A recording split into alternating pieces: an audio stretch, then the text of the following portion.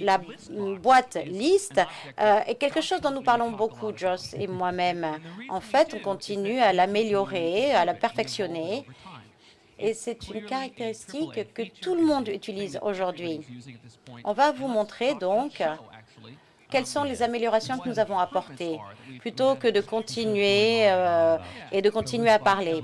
Donc, regardons certaines des nouvelles caractéristiques. Donc, voilà donc la boîte liste.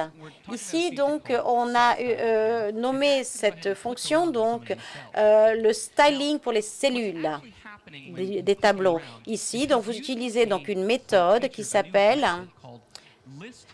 listbox, mettre une couleur pour représenter donc une sélection de cellules.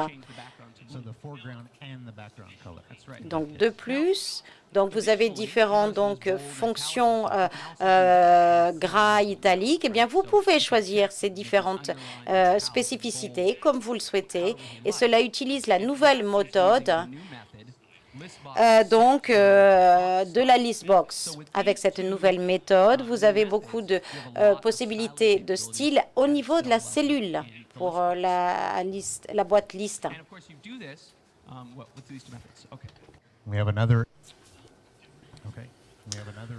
On a d'autres caractéristiques également. Dans cette situation-ci, Add va changer la dimension du tableau. Vous aurez remarqué que le long champ est divisé tout au centre. On ajoute une ellipse au centre et c'est fait de façon très intelligente. Dans cette interface, toutefois, ne serait-il pas merveilleux si on pouvait regrouper le texte dans un champ? Et donc, on a une caractéristique à cet effet. Remarquez que cela se fait automatiquement et à mesure qu'on allonge et qu'on rétrécit,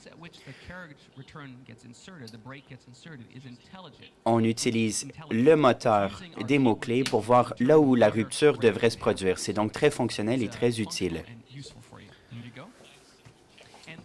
Et c'est fait dans un mode checkbox, un mode design plutôt simple.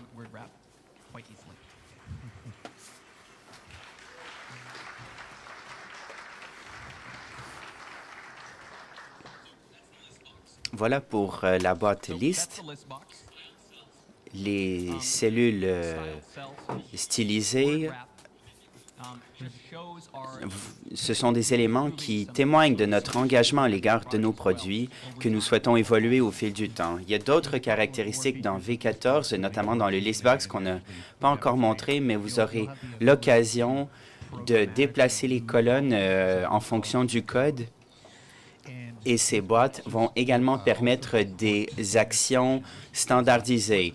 Qu'est-ce qu'on entend par action standardisée? Eh bien, si on regarde une liste de données et qu'on descend jusqu'en bas, eh bien, on aura une touche pour aller jusqu'en bas automatiquement ou pour le désactiver.